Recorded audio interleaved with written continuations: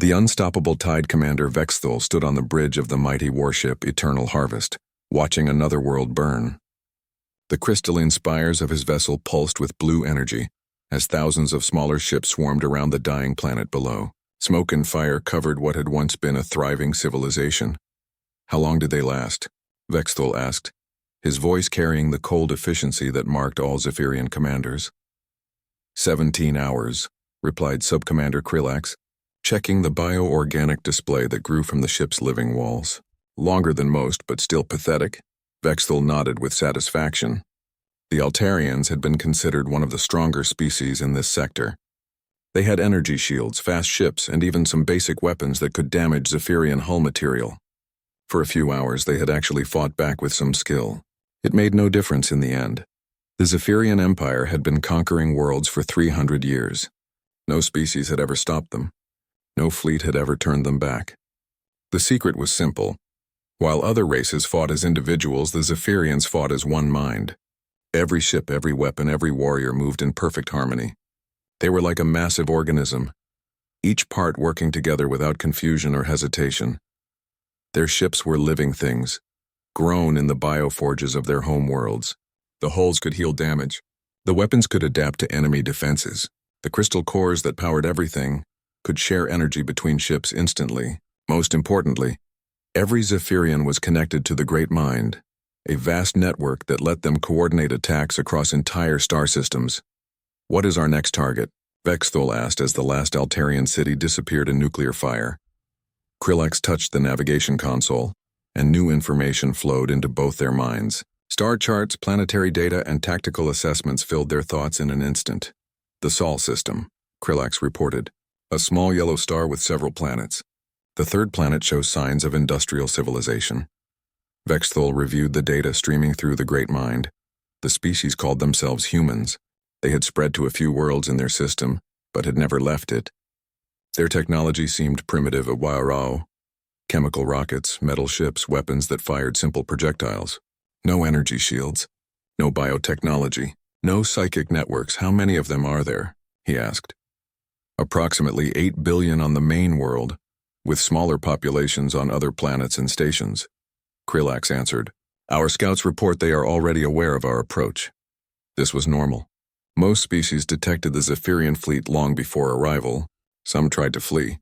Others sent desperate messages begging for mercy. A few attempted to hide. None of it ever mattered. Have they transmitted the usual surrender? Vexthul asked. Krillax hesitated, which was unusual. In the Great Mind, hesitation was almost impossible. It meant something unexpected had happened. No, Commander. They have not offered surrender. In fact, they appear to be preparing for war. Vexthul turned to study his subordinate. 300 years of conquest had taught the Zephyrians exactly how other species behaved when faced with their fleet. Fear, panic, and quick surrender were the normal responses. Some species fought briefly before accepting the inevitable, but preparing for war? That suggested a level of defiance that Vexthul had never encountered. Show me their response, he commanded. The communication came through the ship's bio-neural network. Translated into Zephyrian thought patterns, it was a message from something called the United Earth Defense Force, a female voice, speaking with what could only be described as aggressive confidence. To the approaching fleet, this is Admiral Sarah Chen of the United Earth Defense Force. You are entering sovereign human space without permission. Turn back now, or we will consider your presence an act of war. We do not negotiate with invaders. Humanity stands ready to defend itself. The bridge fell silent. In 3 centuries of conquest, no species had ever threatened the Zephyrian Empire. The message was so unexpected that several biodisplays flickered as the ship's living system struggled to process it. They threaten us? Krillax whispered, his voice filled with disbelief. Vexthul studied the tactical data again. The human fleet was tiny compared to Zephyrian forces, maybe 2,000 ships against their 50,000. The human vessels were crude metal constructions powered by fusion reactors. Their weapons were simple kinetic accelerators and primitive missiles. By any logical measure, the humans should be terrified. Perhaps they do not understand what they face, Vexthul suggested. Send them images of the Altarian homeworld. Show them what happens to those who resist. The transmission went out, carrying footage of burning cities and shattered fleets. The Zephyrians waited for the inevitable change in tone. the desperate pleas for mercy that always followed such demonstrations. Instead, Admiral Chen's voice returned even stronger than before. "We have seen your work. We know what you do to the worlds you conquer. That is exactly why we will never surrender. If you want this system, you will have to fight for every meter of space."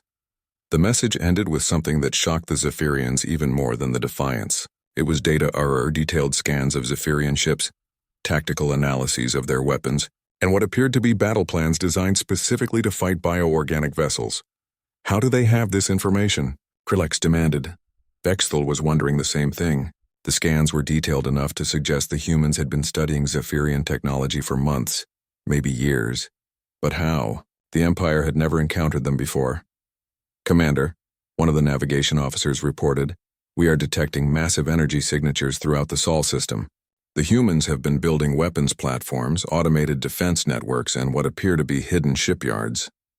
More data flowed through the Great Mind. The picture it painted was impossible. The humans had somehow known the Zephyrians were coming, and had spent considerable time preparing, not just preparing to flee or hide, but preparing to fight a war. "How long have they been building these defenses?" Vexthal asked. "The energy signatures suggest construction has been ongoing for at least 5 years, came the reply. 5 years. That meant the humans had been preparing for this war since before the Zephyrians had even decided to attack their system. It should have been impossible. The Empire chose its targets randomly, following whatever path offered the richest worlds. There was no way the humans could have predicted their arrival, unless they had been warned." Vexthal felt a chill run through his crystalline body. In 300 years of conquest, no species had ever prepared for Zephyrian assault. No species had ever analyzed their technology in advance. No species had ever built weapons specifically designed to fight bioships. "Commander," Krillex said quietly, "perhaps we should request additional fleets before proceeding." It was a reasonable suggestion. The Empire had never needed more than one conquest fleet to take a system, but the humans were clearly not behaving like any previous enemy. Still, requesting reinforcements would mean admitting uncertainty, something that might displease the Great Mind. "No," Vexthal decided. "We will proceed as planned. They are still just primitives with metal ships. Their defiance changes nothing." But as the massive Zephyrian fleet moved toward the Sol system, Vexthal found himself studying the human transmissions again and again. There was something in Admiral Chen's voice that he had never heard before in 3 centuries of conquest. It was not fear or desperation or even anger. It was anticipation, as if the humans were actually looking forward to the fight. The thought should have been ridiculous. The humans were about to face the most powerful military force in the galaxy. They were outnumbered, outgunned, and completely outmatched. By all logic, they should be terrified. Instead, they sounded eager. For the first time in his long military career, Commander Vexthal began to wonder if the Zephyrian Empire might have finally found an enemy that would not simply roll over and die. He was about to discover just how right he was. First Contact Protocol's Admiral Sarah Chen stood in the command center of Earth's largest space station, watching the approaching doom on her tactical displays. The Zephyrian fleet was massive beyond anything humanity had ever imagined. 50,000 ships, each one larger than Earth's biggest battleship. Their bioorganic hulls pulsed with alien energy. And even at this distance, her sensors could detect the terrifying coordination of their movements. "Admiral," reported Captain Torres from the communication station, "they're broadcasting what appears to be a standard surrender demand." Chen nodded grimly. She had expected this. Every species the Zephyrians had conquered received the same message: first to surrender now, and serve the Empire, or face complete destruction. It was probably very effective on most civilizations. "Put it through," she ordered. The alien voice that filled the command center was cold and mechanical, clearly translated by some kind of machine. "Primitive species of the Sol system, you have been selected for incorporation into the Zephyrian Empire. You will surrender all military assets immediately, and prepare your population for relocation and work assignments. Resistance is futile. Compliance will be rewarded with continued existence." The bridge fell silent. Chen could see the fear in her officers' faces. The message was delivered with such casual certainty, as if humanity's fate was already decided. As if the outcome of the coming battle was never in doubt. "Admiral," Captain Torres asked quietly, "your response?" Chen stepped forward to the communication console. She had prepared for this moment for 5 years. Ever since the deep space monitoring stations had first detected signs of the Zephyrian advance, she knew exactly what she wanted to say. "Open a channel," she commanded. When the signal connected, Chen spoke with the voice of humanity itself. "This is Admiral Sarah Chen, Commanding Officer of the United Earth Defense Force. I have a message for whoever is in charge of your fleet. You are not welcome in this system. You will turn around and leave immediately, or we will destroy you." She paused, letting that sink in before continuing. "We know what you are. We know what you do to conquered worlds. We have seen the slave populations, the destroyed cultures, the harvesting of entire planets. Humanity rejects your empire absolutely. We will never serve you. We will never submit to you. If you want this system, you will have to take it from our dead hands." The response came back almost immediately, filled with what sounded like genuine confusion. "You threaten the Zephyrian Empire? Your species numbers only billions. Your technology is primitive. Your fleet is insignificant. Do you not understand the impossibility of your situation?" Chen smiled grimly. "We understand it perfectly. We're outnumbered 50-1. Your ships are bigger, faster, and more advanced than ours. You have weapons we can't match and defenses we can barely scratch. By any reasonable calculation, we should surrender immediately." She paused again, knowing her next words would echo across both fleets. "But here's what you don't understand about humanity. We don't fight because we think we can win. We fight because it's the right thing to do. We fight because some things are worth dying for. And we fight because sometimes the impossible becomes possible when you refuse to give up." The alien commander's response carried a note of what might have been frustration.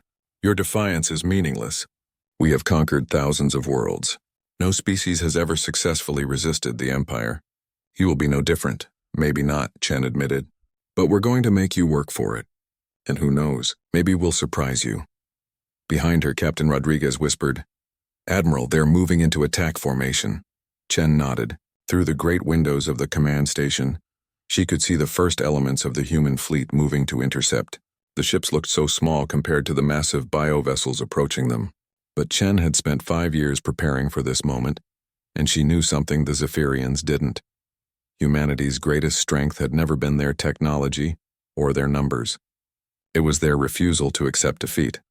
"All ships," she broadcast on the fleet frequency, "execute Operation Hornet's Nest. Show them how humans fight." What happened next broke every rule of space combat the Zephyrians had learned in 3 centuries of conquest. Instead of forming neat battle lines or attempting coordinated fleet maneuvers, the human ships scattered in seemingly random directions. Some accelerated straight at the alien fleet at maximum speed. Others curved away in wide arcs. A few seemed to be fleeing entirely, while others moved to positions that made no tactical sense whatsoever. To the Zephyrians, accustomed to perfect coordination and predictable patterns, the human response looked like complete chaos. Ship captains were shouting contradictory orders. Squadron leaders were arguing with each other over open channels, and individual pilots were making decisions that seemed to contradict their overall strategy. Commander Vexthal watched the human fleet's movements with growing confusion. "What are they doing?" he demanded. "This is not a battle formation.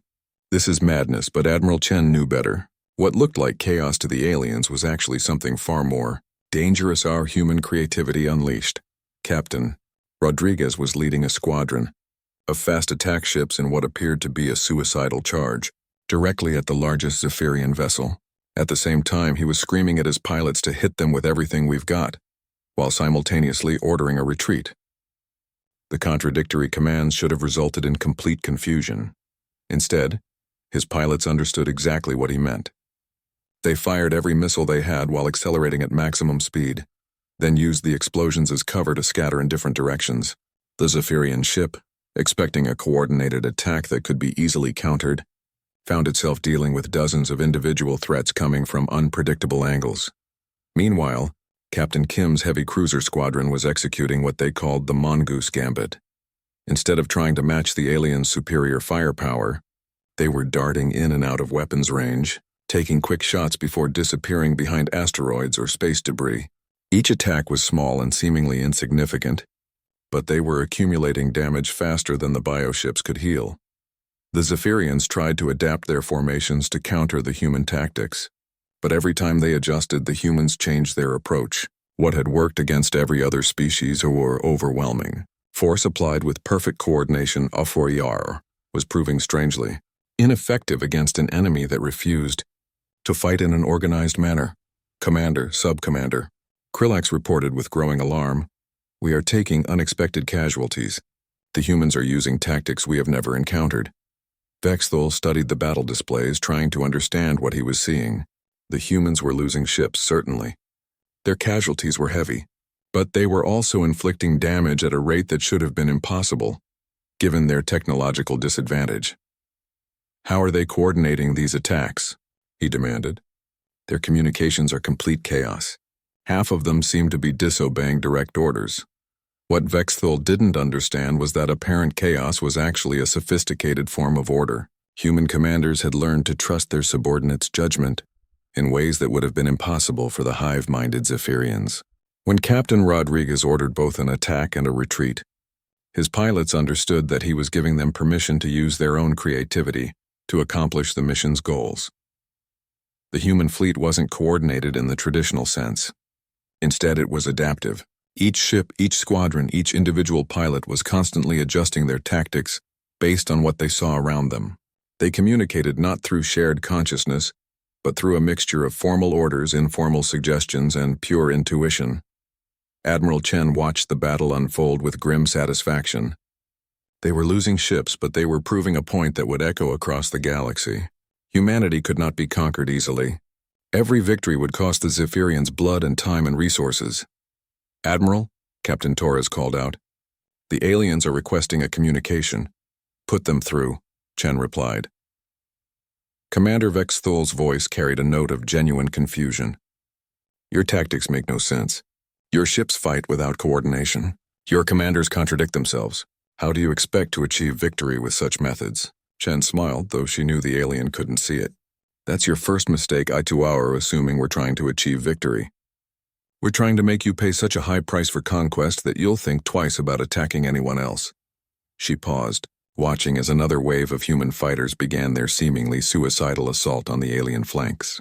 "And our tactics make perfect sense once you understand the most important thing about humanity." "Which is?" Vexthul asked. "We're not afraid to think for ourselves." "The art of impossible war, Captain." Marcus Rivera knew he was going to die, but that didn't stop him from grinning as he piloted his heavy cruiser Defiant straight into the heart of the Zephyrian battle formation. Around him, the bridge crew worked with the calm efficiency of people who had already accepted their fate and chosen to make it count. "Distance to target?" he asked his weapons officer. 12,000 kilometers and closing," Lieutenant Santos replied. "Point defense systems are tracking us. They'll start firing in 30 seconds. Rivera nodded. The plan was insane, which made it perfect for fighting an enemy that expected logical, predictable tactics. The Zephyrians had been trying to corner his squadron for the past 3 hours, using their superior numbers and firepower to force the humans into a conventional engagement.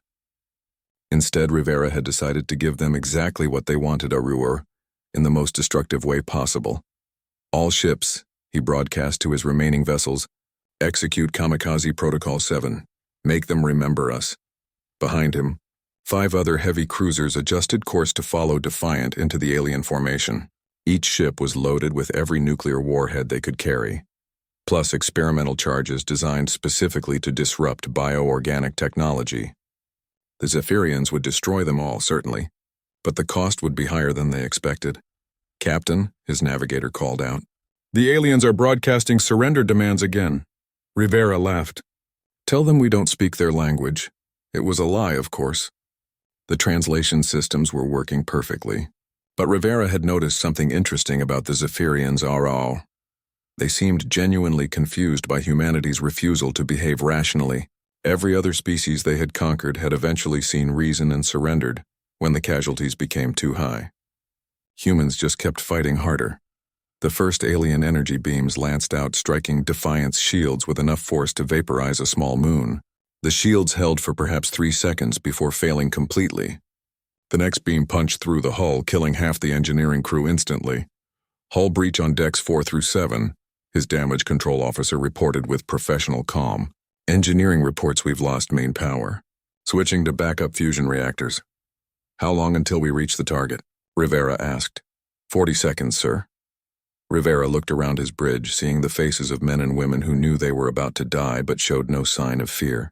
This was what the Zephyrians couldn't understand about humanity.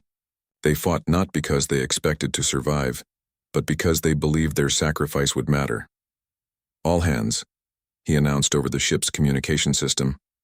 This is the captain. In 30 seconds, we're going to ram that bioship and show these aliens what humans are made of. It's been an honor serving with you all. The response that came back from every deck, every station, every corner of the dying ship was a roar of defiance that would have done their ancestors proud. On the bridge of Eternal Harvest, Commander Vexthal watched the approaching human ships with growing alarm. The tactical situation was clear. 6 damaged vessels were attempting a desperate ramming attack against his dreadnought. It should have been easy to destroy them before they could close the distance. But the humans were doing something the Zephyrians had never encountered before. As their ships took damage and systems failed, instead of retreating or surrendering, they seemed to fight even harder. Damaged vessels transferred their remaining ammunition to ships that could still fight.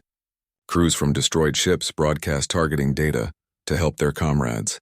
Even individual humans floating in spacesuits after their ships were destroyed were using personal weapons to attack Zephyrian fighters. Commander, Sub-Commander Krillax reported with something approaching panic. The lead human vessel is still approaching. Our weapons have inflicted critical damage, but they refuse to change course. Vexthal studied the tactical display. The human ship was barely holding together, streaming atmosphere and debris. By any reasonable measure, it should have been dead in space. Instead, it was accelerating. Target their engine systems, he ordered. Stop them before they can reach us. The order went out, and every weapon in the immediate area focused on Defiant.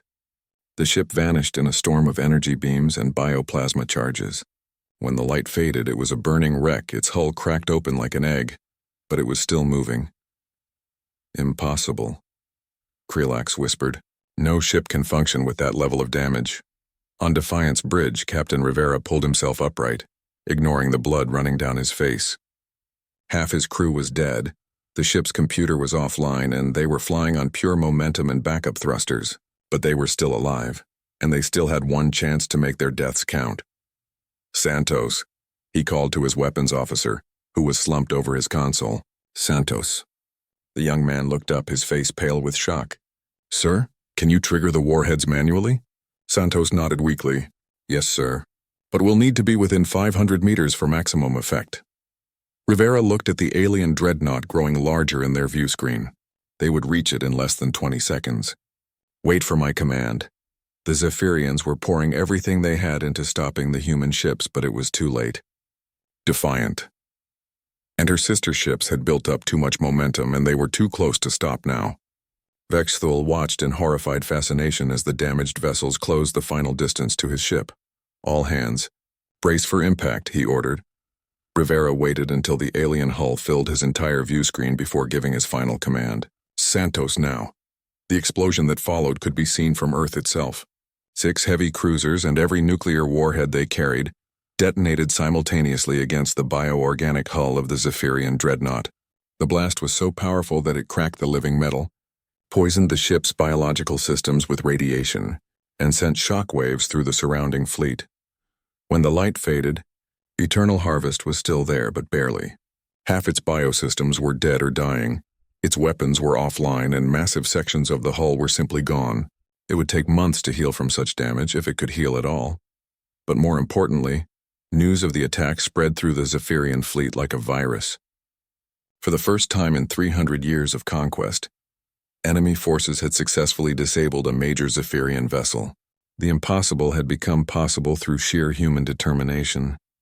Admiral Chen watched the explosion from her command station and felt a mixture of grief and pride. She had just lost 6 ships and over 3,000 personnel, but they had proven something that would echo across the galaxy. The Zephyrian Empire could be hurt. All ships, she broadcast to the remaining human fleet. You see what's possible when we refuse to give up. Captain Rivera and his people just showed the entire galaxy that these aliens can bleed. Now let's show them they can die. The response from the human fleet was immediate and overwhelming. Ships that had been fighting defensively suddenly went on the attack. Pilots who had been conserving ammunition began firing everything they had. The entire character of the battle changed in an instant. The Zephyrians, accustomed to enemies that became more cautious as casualties mounted, found themselves facing an opponent that seemed to become more dangerous the more desperate their situation became. Human ships that should have retreated instead charged forward. Pilots who should have ejected when their fighters were damaged instead used them as guided missiles. Crews who should have surrendered when their ships were crippled instead rigged them to explode, and took as many aliens with them as possible. Commander Vexthul, struggling to coordinate his forces from his crippled flagship, began to understand what he was truly facing. This was not a normal military engagement. This was something far more dangerous, or a species that had chosen to fight not for victory, but for the principle that some things were worth dying for. "Commander," Krillax reported from the secondary command center, "we are receiving reports from across the fleet. Human forces are inflicting casualties at a rate far above their technological capabilities. Our projected time to victory has increased from 6 hours to indefinite." Vexthul closed his eyes, feeling the pain from his connection to his damaged ship. In 3 centuries of conquest, no enemy had ever forced the Zephyrian Empire to revise its victory projections. The very concept was foreign to their military doctrine. "Request additional fleets from the Empire," he ordered quietly. "Sir?" Krillax asked in shock. "You heard me. Send a message to High Command. Tell them—" Vexthul paused, struggling with words he had never expected to say. "Tell them we need reinforcements to conquer the Sol system. For the first time in the Empire's history, a single world was proving too difficult for one conquest fleet to handle. As the battle raged around them, both sides began to realize that this war would be unlike anything either had experienced before. The Zephyrians had found an enemy that would rather die than surrender, and humanity had discovered that sometimes the willingness to sacrifice everything was the most powerful weapon of all. When God's bleed doctor, Elena Vasquez had been dead for 3 days, according to her official records. The explosion that destroyed Research Station Alpha 7 had supposedly killed everyone aboard, including the small team of scientists studying captured Zephyrian technology. In reality, she was very much alive and hiding in an abandoned asteroid mining facility, putting the finishing touches on humanity's most important discovery. "Computer, run Simulation 17 again," she ordered, her voice hoarse from lack of sleep. The holographic display showed the complex patterns of Zephyrian biocommunication networks. For months, Elena had been studying how the aliens coordinated their fleets through some kind of organic quantum entanglement. Every Zephyrian was connected to what they called the Great Mind, allowing perfect coordination across vast distances. It had been humanity's greatest disadvantage in the war. While human forces had to rely on radio communications and individual decision-making, the aliens could coordinate attacks with the precision of a single organism. But Elena had finally found something interesting hidden in the quantum patterns. A weakness. "Simulation complete," the computer announced. "Probability of cascade failure, 97%. Elena smiled for the first time in weeks. She had found the key to bringing down the entire Zephyrian command structure. Now she just had to figure out how to use it. Light years away, on the homeworld of the Kethvar species, something unprecedented was happening. For the first time in 50 years of slavery under Zephyrian rule, the population was watching alien news broadcasts that showed something impossible. A human fleet was still fighting. Elder Mothrak had been a young warrior when the Zephyrians first arrived at his world. He remembered the brief, hopeless battle that had ended with his people's complete surrender. Like every other species, they had fought for a few hours, realized the situation was hopeless, and submitted to avoid total extinction. But the humans had been fighting for 3 weeks now, and they were still fighting. "Look at this," his nephew Veltar whispered, pointing at the display screen showing footage from the Sol system. "The small ships are attacking something 50 times their size." Mothrak watched in amazement as human fighters swarmed around a massive Zephyrian biocruiser like angry insects. They were taking terrible losses, but they kept coming. More importantly, they were winning. The biocruiser was burning, its living hull scarred and broken. "Why don't they surrender?" Veltar asked. "They must know they can't win." The old warrior studied the tactical display more carefully. The humans were outnumbered, outgunned, and clearly losing the overall battle. But they were making the Zephyrians pay such a terrible price that the alien advance had slowed to a crawl. Every human ship destroyed took several Zephyrian vessels with it. Every human pilot killed managed to damage something important before dying. Maybe, Mothrak said slowly. They understand something we forgot. What's that? That some things are worth dying for. Around the galaxy, on hundreds of conquered worlds, similar conversations were taking place. Species that had submitted to Zephyrian rule decades or centuries ago were watching the impossible sight of someone actually fighting back effectively. The aliens had always seemed like forces of nature, unstoppable, inevitable, beyond any hope of resistance, but the humans were proving them wrong.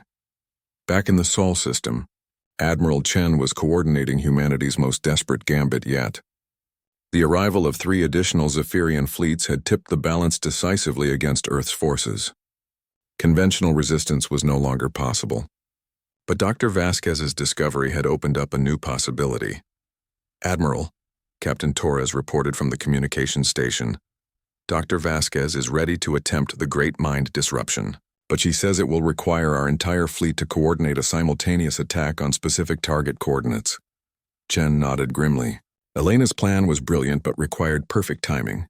The Zephyrians' greatest strength, their hive-mind connection error could be turned into their greatest weakness if they could overload the quantum entanglement network with precisely calibrated energy pulses.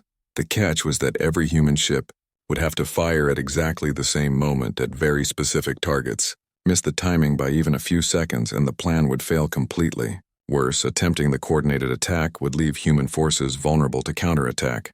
How many ships do we have left? Chen asked. 1,400 combat-capable vessels, Admiral, plus about 300 damaged ships that can still fight. Chen looked at the tactical display showing over 40,000 Zephyrian vessels surrounding Earth. The math was simple and brutal. Even if Elena's plan worked perfectly, humanity would still be outnumbered 20-1. But that had never stopped them before. All ships, she broadcast to the fleet. This is Admiral Chen. In approximately 1 hour, we're going to attempt something that's never been tried before.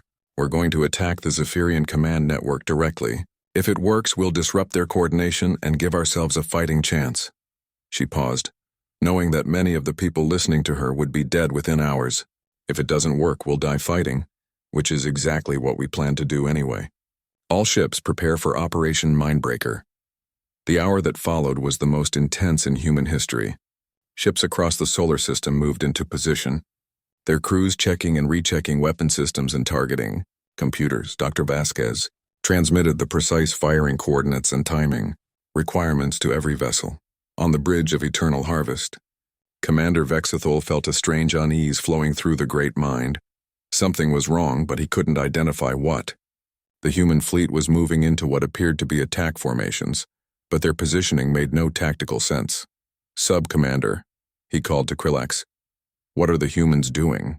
Krillax studied the tactical displays with growing confusion. They appear to be targeting our communication relay ships, Commander. But those vessels are heavily defended and provide no strategic advantage. Vexthul nodded absently. The humans had been making strange tactical choices throughout the war, but this seemed particularly pointless. The communication relays were important for coordinating the fleet, but destroying a few of them would hardly affect the overall battle. Let them waste their remaining ammunition, he decided. Focus our attacks on their command ships. It was exactly what Elena had hoped for.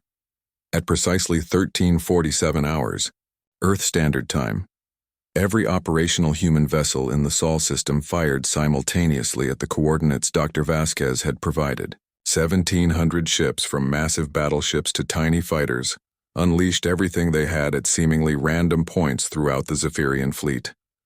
For a moment, nothing seemed to happen. Then the quantum entanglement network that connected every Zephyrian mind to the Great Mind began to overload. The effect was instantaneous and devastating. Across the alien fleet, bioships suddenly lost coordination. Weapons that had been firing in perfect harmony began targeting random directions. Ships that had been moving in formation crashed into each other as their pilots lost connection to the central command structure. Most importantly, the Zephyrians lost the ability to coordinate their attacks. For the first time in 3 centuries, their fleet was reduced to individual ships fighting independently. exactly like their enemies. Commander Vexthul felt the great mind dissolve around him like a fading dream. Suddenly he was alone in his own head, cut off from the vast network that had guided his thoughts for his entire life.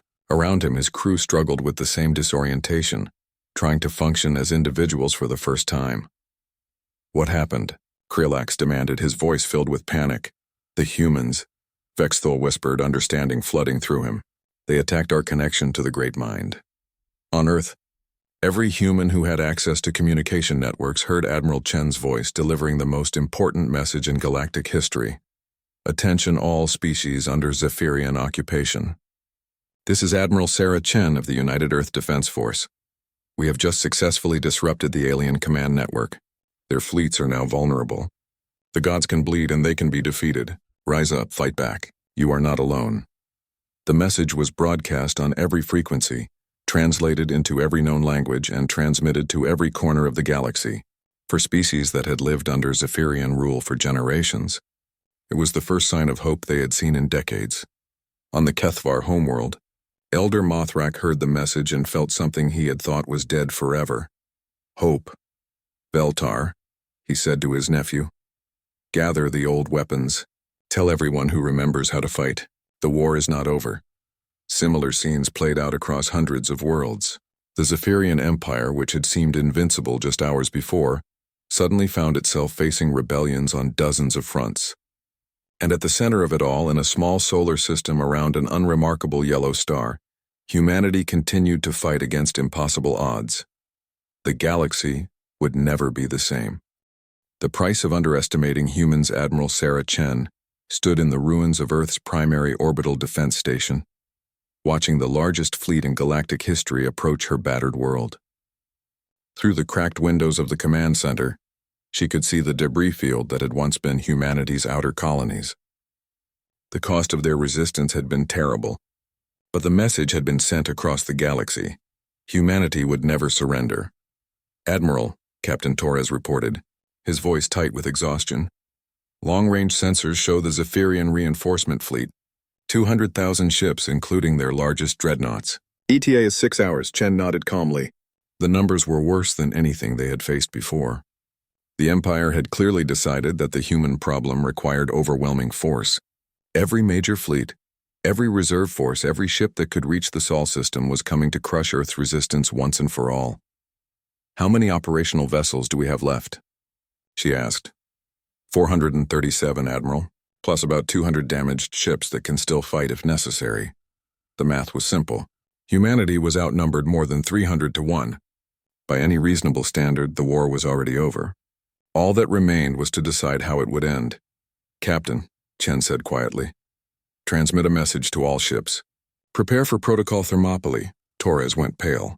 Protocol Thermopylae was humanity's final contingency plan, named after an ancient battle where a small force had held off a massive army through courage and sacrifice.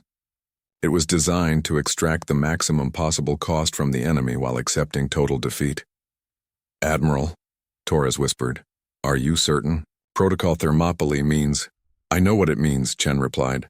"It means we're going to show the galaxy what humans do when faced with impossible odds.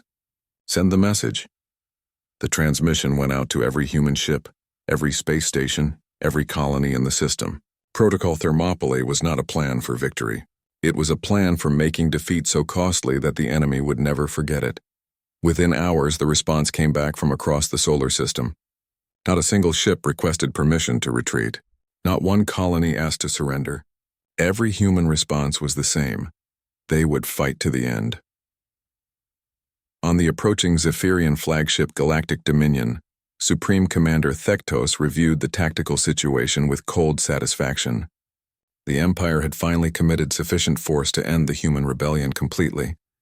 No species in galactic history had ever forced the Empire to deploy such overwhelming numbers. But the humans had proven surprisingly resilient. That resilience would end today. "Commander," his aide reported, "we are detecting massive energy signatures from the human fleet. They appear to be powering up every weapon system simultaneously." Thektos studied the tactical display with mild curiosity. The human ships were positioning themselves in what could only be described as a suicide formation. Wow, small groups scattered throughout the system, each one preparing to engage forces dozens of times their size. Let them waste their energy, he decided. Focus our primary assault on their homeworld. End this quickly. But Admiral Chen had no intention of making it quick. As the Zephyrian fleet closed on Earth, it encountered the first elements of humanity's final defense. Captain Lisa Park led a squadron of 12 fighters against a formation of biocruisers that outnumbered her 50-1. Her mission was not to win a Riero. It was to make the aliens pay. Remember, she broadcast to her pilots, we're not trying to stop them. We're trying to make them remember us. The fighters dove into the alien formation like bullets fired at a mountain. They were destroyed within minutes, but not before their nuclear self-destruct sequences turned 3 massive bioships into expanding clouds of radioactive debris. Similar scenes played out across the solar system. Human forces that should have been overwhelmed in seconds instead fought with such desperate ferocity that even veteran Zephyrian commanders found themselves shocked by the casualties they were taking. On Europa, the mining colonies rigged their fusion reactors to explode when the aliens tried to land. On Mars, civilian volunteers flew cargo ships loaded with explosives directly into Zephyrian formations. Even individual humans in spacesuits were using personal weapons to attack alien fighters, knowing they would die but determined to take something with them. Supreme Commander Thektos watched the tactical reports with growing disbelief. His forces were winning, certainly, but the cost was unprecedented. Every human position required a dedicated assault to capture. Every human ship had to be completely destroyed rather than simply disabled. The humans were fighting not just with their military, but with their entire civilization. Commander, his aide reported nervously. Casualty projections have been revised upward again. We estimate 30% fleet losses to secure the system completely. 30%. In 3 centuries of conquest, the Zephyrian Empire had never lost more than 5% of an assault fleet. The humans were making them pay a price that would cripple the Empire's expansion for decades, but worse news was coming in from across the galaxy. Dr. Vasquez's disruption of the Great Mind had triggered rebellions on over 100 worlds. Species that had been slaves for generations were fighting back, inspired by humanity's example. The Empire was facing the first galactic-scale uprising in its history. Admiral Chen received the reports from across known space with grim satisfaction. Even as Earth burned around her, even as human ships died by the hundreds, the message was spreading. The Zephyrian Empire could be resisted. The impossible was possible. Admiral, Torres called out, the alien command ship is demanding our surrender. They're offering to spare Earth's population if we stand down immediately. Chen looked around the ruined command center at the faces of her surviving staff. They were tired, bloody, and facing certain death, but she saw no fear in their eyes. Only determination. Open a channel, she ordered. When the connection was established, Chen spoke with the voice of a species that had chosen death over slavery. This is Admiral Sarah Chen. I have a message for your Supreme Commander and for every species listening to this transmission across the galaxy. She paused, knowing these would likely be her last words to the universe. Humanity rejects your offer. We reject your empire. We reject the idea that might makes right, that the strong can enslave the weak without consequence. You can destroy our ships, burn our worlds, and kill every last one of us, but you cannot make us kneel. The final battle raged for 18 hours. When it ended, the Sol system belonged to the Zephyrian Empire, but at a cost that shook the foundations of galactic civilization. Over 60,000 alien ships had been destroyed or damaged. The cream of the Empire's fleet lay in ruins around a small blue planet, whose people had refused to accept the inevitable. Supreme Commander Thektos stood in the wreckage of his flagship, studying casualty reports that would horrify the Empire's leadership. They had won, technically, but the victory felt hollow. The humans were gone, but their example lived on.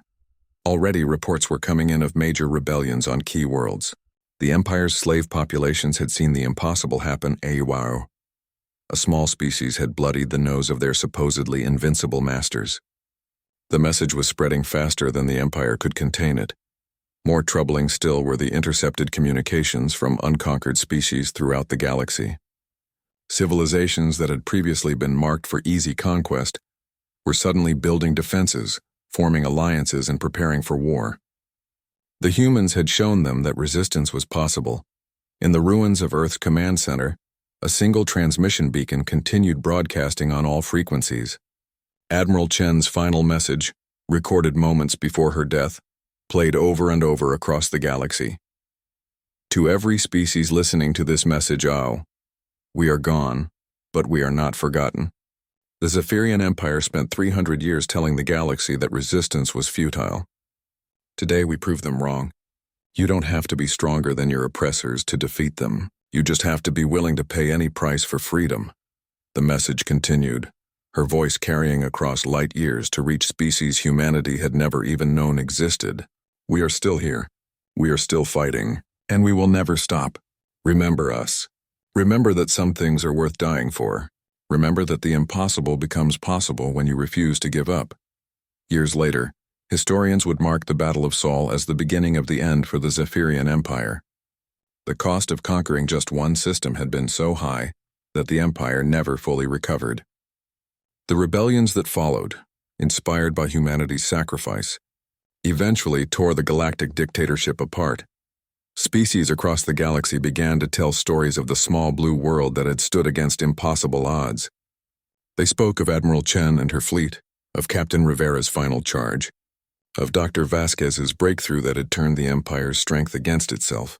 But most of all, they remembered the message that humanity had burned into the galaxy's consciousness with their sacrifice. That freedom was worth any price. That resistance was always possible, and that sometimes the greatest victory came not from winning, but from refusing to lose. The Zephyrian Empire had conquered thousands of worlds, but they had never faced an enemy like humanity. And in the end, that difference had changed everything.